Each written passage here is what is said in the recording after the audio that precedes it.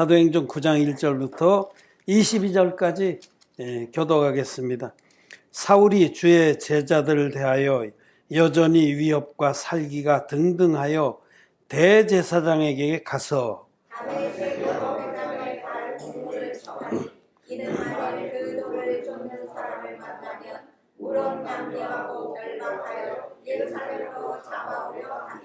사울이 행하여 다메섹에 가까이 가더니 호련히 하늘로서 빛이 저를 들러 비치는지라. 땅에 엎드려져 들으되 소리가 나가사대 사울아 사울아 내가 어찌하여 나를 핍박하느냐 하시거늘 대답하되 주여 네 시오니까 가라사대 나는 내가 핍박하는 예수라. 내가 일어나 성으로 들어가라 행할 것을 내게 이를 자가 있느니라 하시니 같이 가던 사람들은 소리만 듣고 아무도 보지 못하여 말을 못하고 섰더라.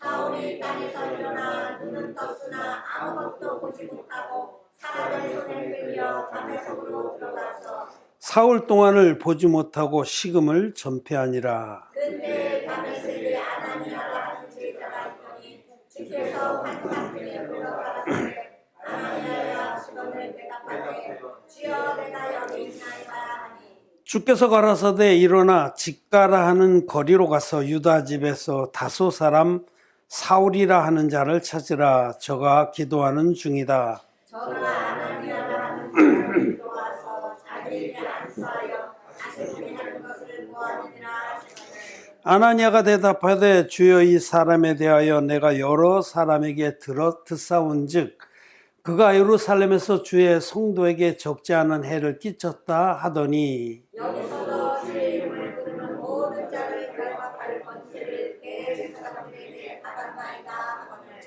주께서 가라사대 가라 이 사람은 내 이름을 이방인과 임금들과 이스라엘 자손들 앞에 전하기 위하여 택한 나의 그릇이라. 그가 내 이름을 위하여 받아야 할 것을 내가 그에게 보리라 하시니 아나니아가 떠나 그 집에 들어가서 그에게 안수하여 가로되 형제 사울아 주 곧 내가 오는 길에서 나타나시던 예수께서 나를 보내어 너로 다시 보게 하시고 성령으로 충만하게 하신다 하니 즉시 사울의 눈에서 불 같은 것이 벗어져 다시 보게 되니라. 일어나 세례를 받고 음식을 먹음에 강건하여 지니라. 사울이 다메섹에 있는 제자들과 함께 며칠 있을세. 즉시로 각 회당에서 예수의 하나님의 아들이심을 전파하니 듣는 사람이 다 올라가라되 이 사람이 예루살렘에서 이 이름을 부르는 자를 찬양하던 자가 아니냐. 여기 온 것도 저희를 결박하여 대제사장들에게 끌어가고자 함이 아니냐 하더라.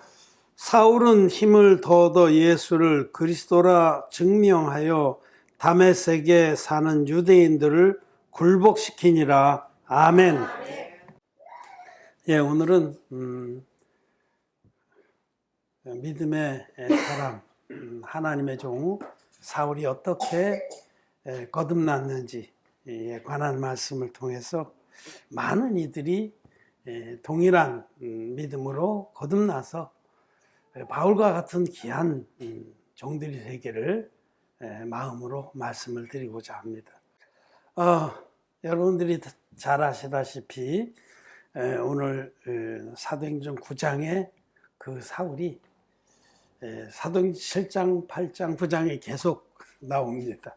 7장에서는 집사 스데반을 돌로 쳐 죽일 때 그때 돌로 치는 사람들의 옷을 맡아서 스데반을 쳐 죽이는 것에 찬성했던 그 사울이 기록되어 있고 이제 8장에는 사울이 이제 본격적으로 그리스도인들을 핍박하고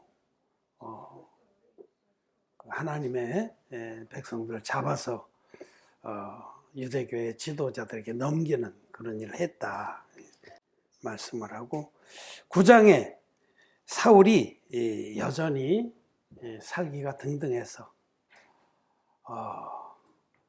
예수 믿는 그 백성들을 제자들을 핍박하고 잔해하고 해를 입히고 그런데 선봉장이었는데 예루살렘에서만 그런 것이 아니라 이제 멀리 이 다메섹에 예수님을 믿는 무리들이 모여 있다는 소식을 듣고 대제사장의 무리들에게 친서를 받아들고 허가서를 받아들고 사람들을 또 부하들도 데리고 다메섹으로 달려가다가 부활하신 주님을 만나서 그가 거듭나고 또 예수님의 제자가 된 부분을 이 놀라운 그 사건을 사도행전 9장은 기록하고 있습니다. 극적인 사건이죠. 예수님과 그의 백성들을 핍박하고 잔해하던 분이 오히려 그 믿음의 선봉장이 된 놀라운 사건입니다. 우리는 사도 바울의 그 사역, 그가 거듭난 후에 어떻게 복음을 위해서 헌신했는지를 성경을 통해서 우린 잘 압니다. 사도행전은 전반부는 베드로의 행적을 주로 기록했고 이 사건 이후로는 거의 사도 바울의 행적을 기록했습니다. 이 두 분 종들의 복음의 사역을 기록한 것이 사도행전이라고 말할 수가 있습니다. 사도행전의 그 기록들을 보면 정말 이 사도행전 9장의 사도 바울의 거듭남, 회심이라고 이렇게 말하는데 회심이란 말은 너무 약한 말이에요. 그건 마음을 바꾼 거예요. 근데 죄인이 의인된 역사, 사도 바울이 그 전까지는 죄인이었거든요. 나름대로는 정말 불같이 하나님을 사랑하고 자기 조상들의 유전을 쫓아서 바리새인 중에 바리새인으로 뜨겁게 자기 방식으로 하나님을 사랑하던 그는 죄인이었습니다. 이 사도행전 9장의 역사가 있기 전에 사울은 율법의 행위로 의롭다함을 얻으려는 자였습니다. 그런데 의롭다함을 얻지 못하죠. 나중에 로마서에서 그가 고백한 것처럼 율법의 행위로는 의롭다함을 얻을 자가 아무도 없다. 불가능한 겁니다. 온전한 복음, 성경대로의 복음을 믿을 때만 의롭게 되는 거예요. 실제로 의롭게 되는 겁니다. 칭의 교리 같은 그렇게 교리적으로 죄는 있지만 의롭다고 불러준다. 삐입니다. 그건 거짓말입니다. 그건 마귀가 속여놓은 그냥 교리입니다. 인간이 만든 교리입니다.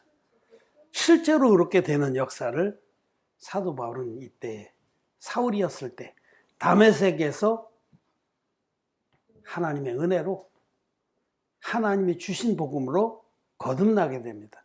그가 모든 죄에 사함 받고 의인으로 거듭나게 됐어요. 그래서 그 후에는 이전에 믿었던 모든 것들을 버리고, 그건 쓰레기도 못 되니까 쓰레기도 만도 못한 그런 거짓된 믿음의 교훈들을 다 버리고 오직 주님께로부터 받은 그 진리의 복음의 종이 된 것입니다. 180도 바뀐 거죠. 그가 잡아 죽이고 없애고 무너뜨리려고 했던 그 믿음의 도의 선봉장이 된 겁니다. 그래서 이때에 우리는 이 사도행전 9장 말씀만 보면 참 다메섹에 거의 이르렀을 때에 그 밝은 빛으로 태양보다 밝은 빛이라고 이렇게 사도행전에 이제 보면 이때는 그 사울이 거듭난 역사를 기록해 놨고 이 사실 자기가 거듭난 것을 간증한 것이 두 번 더 기록됩니다. 사도행전 22장에서는 바울이 이제 3차 선교여행을 마치고 예루살렘에 돌아갔다가 거기서 군중들에게 붙잡혀서 그들 앞에서 변론을 하게 됩니다. 천부장이 허락을 해서 그때 군중들 앞에서 자기가 어떻게 거듭났는지, 어떻게 자기가 잔해하고 핍박하던 그리스도의 도를 그것을 전파하는 자가 됐는지를 한번 간증을 해요. 똑같은 내용으로 간증을 합니다. 그 다음에 이제 그가 로마인이라는 것이 밝혀져서 총독이 그를 보호하고 있었어요. 먼저는 벨릭스 총독이 보호하고 있었고 그가 로마 황제에게 참소를 했어요. 하나님의 뜻을 쫓아서 황제 앞에서 내가 변론하리라.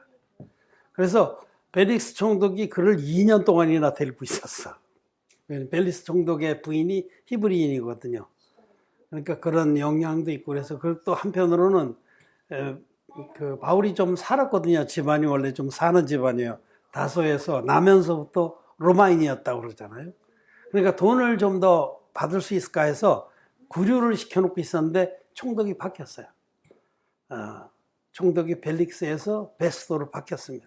새로운 총독이 그 나라의 왕인 아그리파 왕하고 좋은 관계를 유지하고자 이제 바울을, 그때는 이제 이름이 바울이 됐죠. 사도 바울을 왕을 초대하고 귀인들을 초대해서 그 아그리파 왕 앞에서 다시 한번 변론하게 될 때 똑같이 사도행전 9장에 자기 어떻게 거듭난지를 간증합니다. 그래서 그 말씀들을 쭉 읽어보면 우리는 표면적으로 그때에 다메섹에 이르렀을 때에 사울이 밝은 빛으로 나타나신 부활하신 주님 만나서 눈이 멀었다가 아나니아가 와서 자기를 찾아와서 다메섹의 고든거리, 다메섹이 큰 도시인데 계획도시겠죠. 그런데 고든거리가 있잖아요. 자연 발생 도시에는 길이 꾸불꾸불해도 계획도시는 고든거리가 있어요. 집가 고든거리라고 하는 곳에 사는 유다라 하는 사람의 집에서 아나니아가 찾아가서 사울을 만났어요. 그 만나서 들어가서 너를 만나 주신 그 예수님 나를 보냈다고 안수함에 눈에서 비늘 같은 것이 떨어지고 그가 다시 보게 됐다.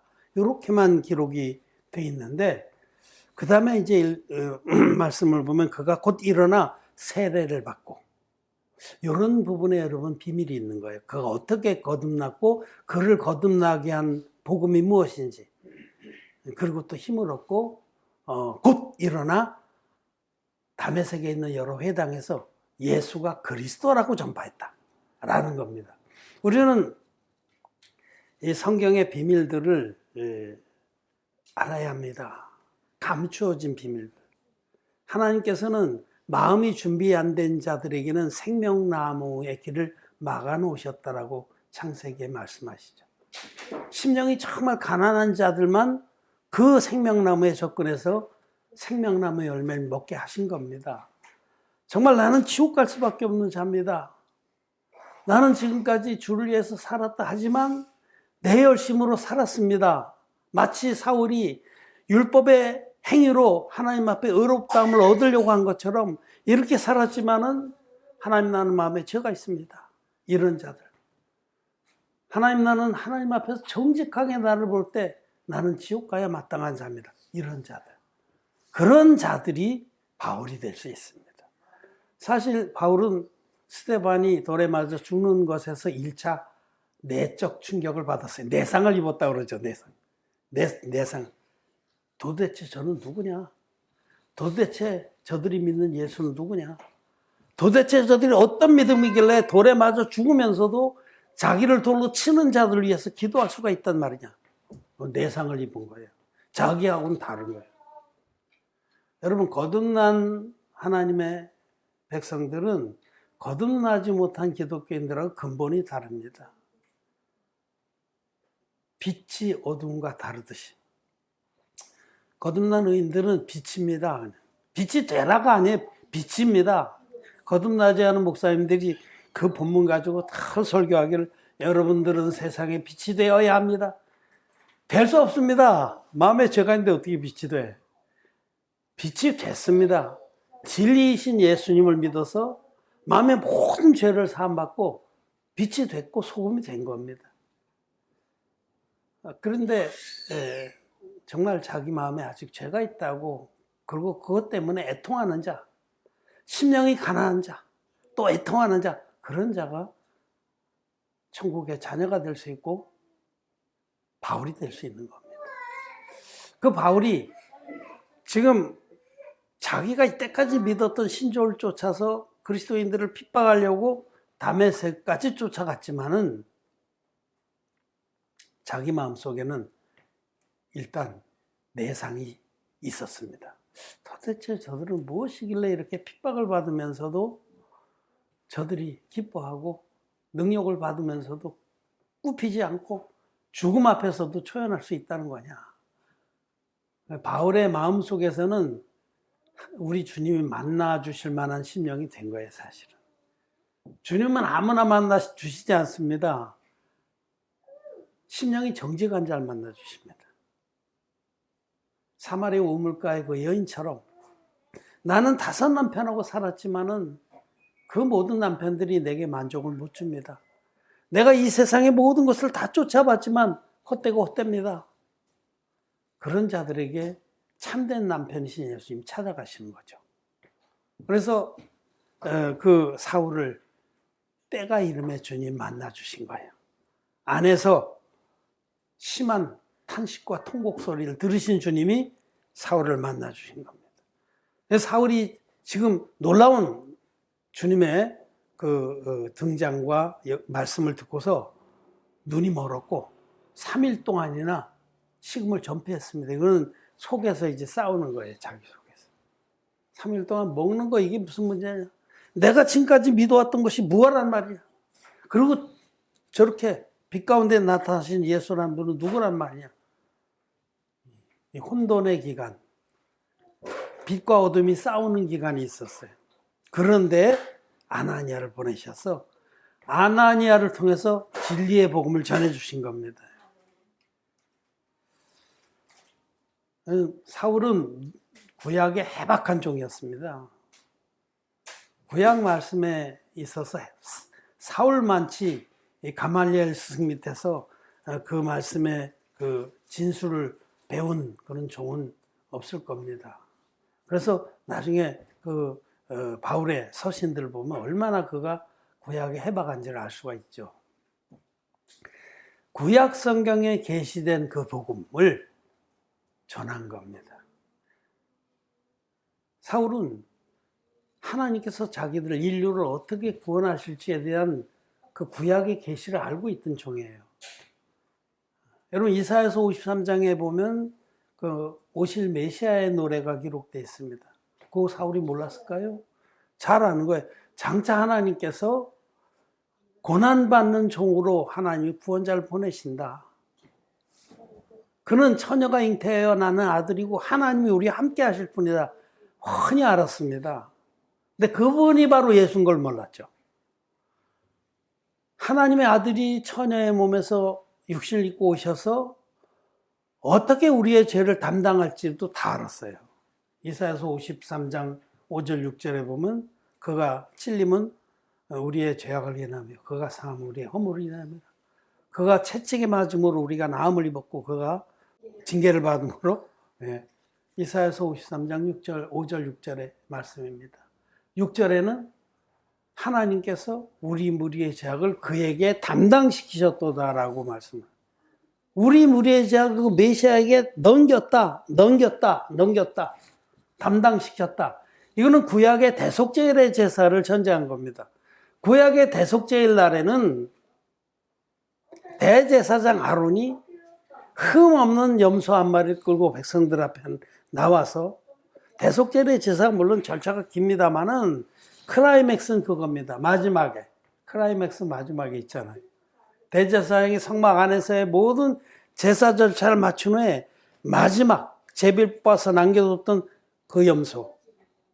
우리 성경에는 아사셀 염소라고 되어 있는데 그냥 흠정역에는 희생 염소, 스케이프고트를 흠없는 염소를 끌고 나와서 대제사장이 그 머리에 안수하고 이스라엘 백성의 1년 취재를 구하면 그 죄가 그 염소에게 넘어갔다. 담당시킨다. 이 안수는 죄가 넘어가는 하나님의 공의한 법입니다. 그래서 그 죄를 1년 취재를 짊어진 그 염소가 멀리 사막에 푸른 폭이 없는 곳에 버려져서 죄값을 치르고 죽었습니다. 이 구약의 말씀에 모든 속죄 제사는 구약의 대속죄일 제사로 결집이 되고 이 대속죄일의 제사가 바로 예수 그리스도를 가르치는 겁니다. 그래서 히브리서 10장 1절에 그 율법은 장차 오는 좋은 일의 그림자요 참 형상이 아니므로 해마다 늘 드리는 바 같은 제사로는 나오는 자들을 온전케 할 수 없었다. 그때의 율법이라는 건 대속제의 제사를 말하는 겁니다. 해마다 늘 드리는 바 같은 제사. 율법 안에는 순수한 의미의 계명과 제사법이 같이 있는 겁니다. 계명으로서 죄를 깨닫고 제사법으로 죄사함을 받으면서 오실 메시아를 기다리게 하신 것이 하나님의 뜻이었습니다. 오실 메시아는 이렇게 너희들을 죄에서 구원해 줄 거다. 그분은 흠없는 어린 양으로 오셔서 아론의 후손이고 인류의 대표자인 세례 요한에게 안수 형식으로 세례를 받았습니다. 안수 형식으로.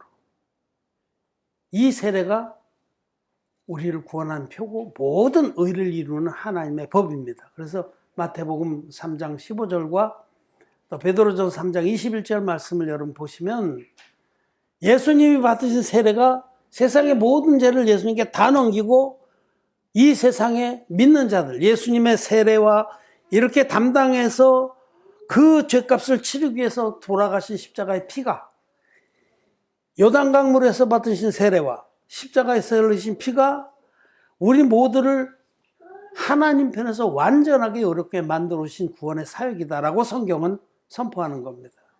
이것이 예수님께서 당신의 몸으로 드신 한 영원한 제사입니다. 이 한 영원한 제사를 믿는 자들은 값없이 의롭다 하심을 얻고 다시는 죄와 상관없는 자가 됩니다. 죄와 상관없는 자. 히브리서 9장의 말씀이에요. 죄와 상관없이 자기를 바라는 자들에게 두 번째 나타나시리라. 여러분 아직도 마음에 죄가 있는 이들, 죄와 상관 있는 이들은 첫째 부활에 참여하지 못한다 그런 뜻입니다. 이와 같이 죄인이었던 사울이 의인으로 거듭난 역사는 진리의 복음을 마음에 확인하고 거듭난 겁니다. 아나니아가 그에게 가서 이 진리의 복음의 꼭지를 틀어준 거예요. 사울 안에는 복음의 기본 지식이 꽉 차 있었습니다. 다만 한 가지, 그 구약에 약속하신 우리 무리의 죄악을 안수의 방식으로 담당할 그 메시아가 예수다라고만 전해준 거예요. 아, 그랬구나. 내가 핍박했던 그 예수님이 바로 구약에 계시한 안수의 방법으로 우리 무리의 죄악을 담당할 하나님의 구원자구나 라고 불이 들어온 겁니다. 바로 즉시로 눈에서 비늘 같은 것이 떨어졌어요. 모든 비밀들이 다 풀렸습니다. 하나님의 구원의 비밀을 밝히보게 된 겁니다. 그래서 그는 일어나서 밥을 먹고 3일 동안 금식했었잖아요. 밥을 먹고 힘을 얻고 즉시로 유대인의 회당에서 예수가 그리스도라고 전한 겁니다. 그 예수가 그리스도라는 것이 진리의 복음입니다. 문자적으로는 뭐 간단히 예수가 그리스도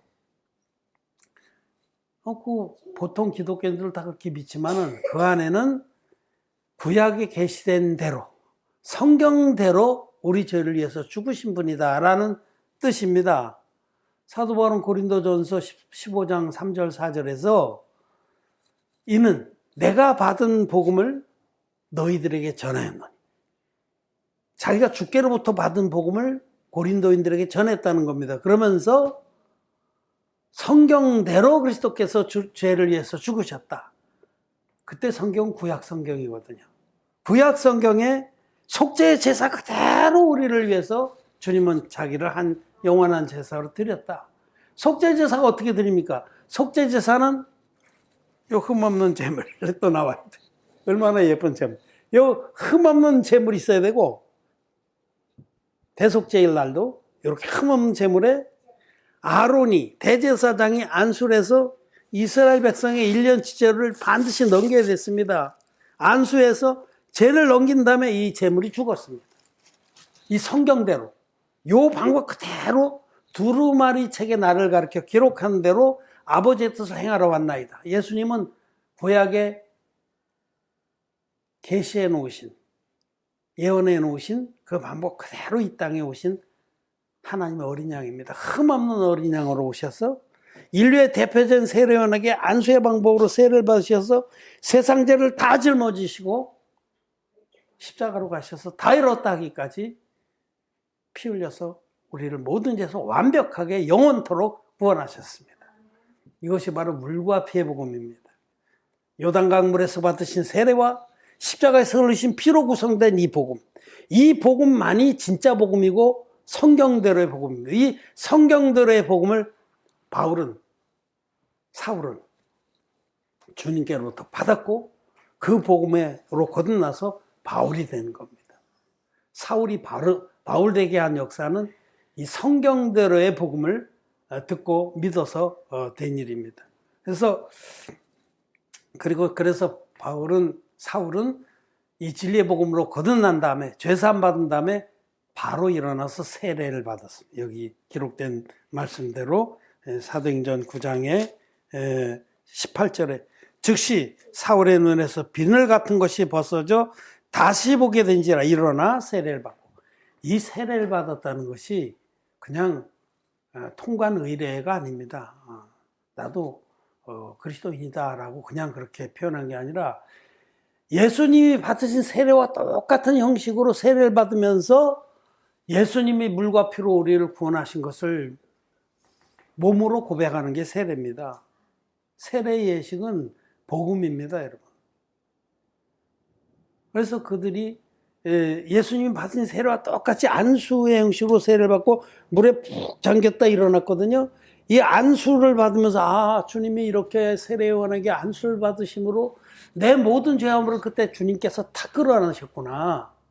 내 옛사람이 주님 안으로 들어간 세례구나.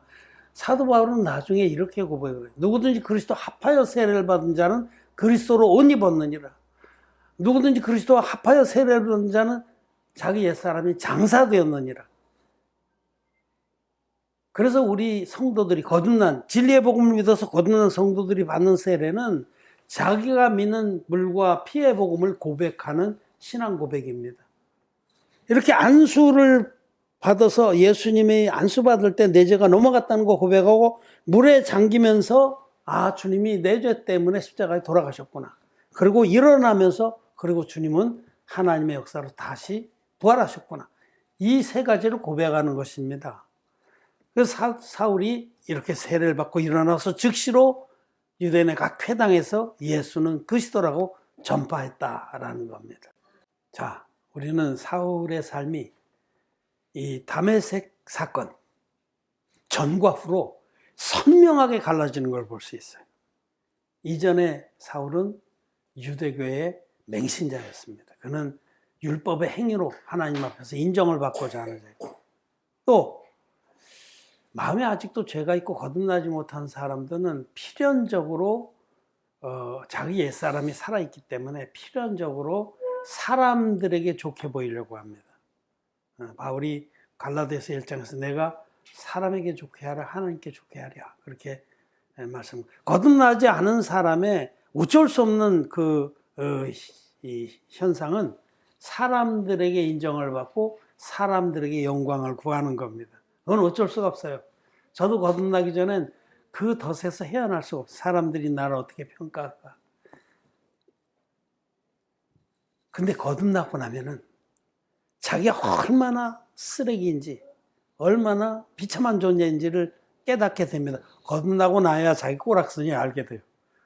그리고 자기 안에는 아무것도 자랑할 것이 없다는 것도 알게 돼요.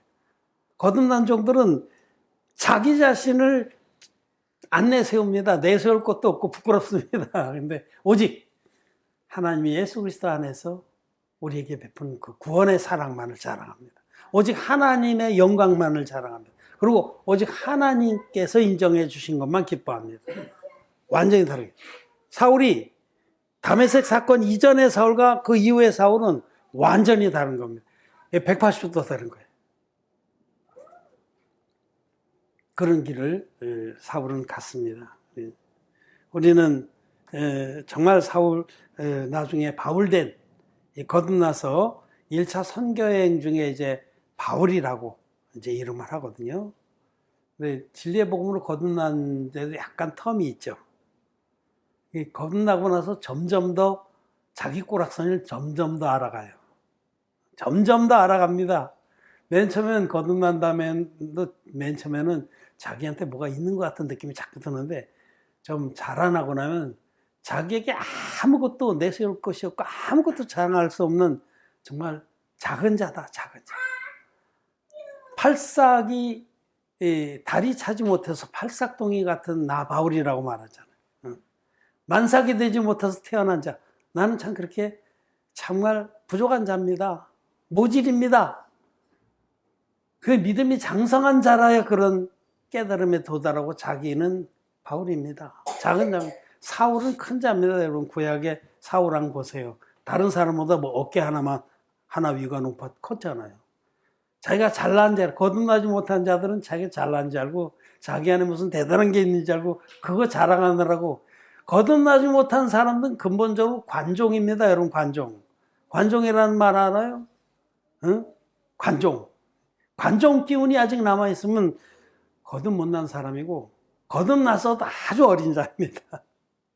거듭나서도 아주 어린 거예요. 자기를 어떻게 드러내보려고 뭐 기회만 있으면 나도 좀 알아. 나도 좀 괜찮은 사람이야. 이런 거 드러내려고 그러는 거요. 아직 어린 거예요. 찌찌 더 먹어야 됩니다. 근데 그 사울이 바울 됐잖아요. 나중에 이름 바꿨지만 사실 이때 바울 된 거예요. 저는 많은 사람들이 바울 되기를 원합니다. 정말 제발 바울 같은 그런 온전한 믿음의 사람들, 성경대로의 복음, 물과 피의 복음을 믿어서 거듭난 종들이 많이 일어나길 바랍니다. 저는 기쁜 마음으로 아나니아가 되길 원합니다. 저는 정말 진리의 복음 만나서 이것이 긴가민가 하는 자들에게 찾아가서 이 물과 피의 복음만이 유일한 성경의 진리의 복음이라고 가르쳐 주기를 원합니다. 그래서 많은 이들이 바울로 일어나기를 간절히 바랍니다. 그래서 온 세상이 다 진리의 복음으로 거듭나서 하나님 자녀가 되고 온 세상이 이 복음의 불이 붙기를 바랍니다. 사도 바울은 이제 그 아그리파 왕 앞에서 복음을 변증하면서 자기의 거듭난 간증을 할 때에 그 간증을 다 끝내니까 먼저 그 베스도가 네가 적은 말로 우리를 설복시킬 한우도다. 그러자 바울이 말이 길거나 짧거나 많거나 적거나 내가 이렇게 그때 쇠사슬에 묶여 있었거든요. 죄수로. 내가 이렇게 쇠사슬에 묶인 것 외에는 여러분들이 다 나와 같이 되기를 원한다. 그렇게 말씀을 했어요. 사도행전 26장에 29절인가 보면 여러분 그 기록이 나와 있어요. 이 쇠사슬에 묶인 거 그거 아무것도 아니에요. 바울한테는. 이거 외에는 여러분들이 다 나와 같이 되기를 원하노라. 여러분, 저는 여러분들이 또 온라인으로 말씀을 듣는 그런 귀한 영혼들도 다 바울같이 되기를 원합니다. 이전의 삶은 여러분 십자가의 피만의 복음은 반쪽짜리 복음입니다. 그 복음 믿어서는 절대로 죄사함을 받지 못합니다. 십자가의 피만의 복음 믿는 사람들 정직하게 양심에 손을 얹고 생각해 보세요. 그 복음 믿어서 마음에 죄가 흰눈같이 씻어졌는지. 왜 죄가 있냐? 예수님께 내 죄가 넘어간 예수님 세례의 비밀을 모르고 또 전해줘도 믿지 않기 때문입니다. 물과 피의 복음이 진리의 복음입니다. 그래서 사도 요한도 이는 물과 피로 임하신 자니 곧 예수 그리스도시라. 예수가 그리스도라고 전파한 속에는 이 물과 피의 복음이 함축되어 있습니다. 예수가 그리스도다. 사도 바울이 예수가 그리스도라고 하는 것은 그 예수가 바로 메시아다. 구약에 이와 같이 하여 우리 죄를 없애러 우리 무리의 죄악을 담당하시고 대속하시는 그 메시아가 바로 예수다라고 전한 겁니다. 그 예수가 그리스도라는 말에는 물과 피의 복음이 온전히 함유되어 있는 겁니다. 그 뜻을 모르니까 그냥 뭐 말만 따가지고 예수가 그리스도라고 찬양을 아무리 해도 소용없어요. 저는 정말 이 반쪽짜리 복음을 믿어서 아무 시잘데기도 없는 일에 자기 일생을 허덕이며 고생하는 분들이 이 진리의 복음의 편에 서서 바울처럼 모든 것을 잃을지라도, 여러분 바울은 모든 걸 잃었습니다. 그냥 복음만 전하면 끝인가? 아니에요. 그때는 모든 걸 잃는 거예요. 고린도후서에서 바울이 그렇게 고백하잖아요. 모든 것을 잃은 거예요.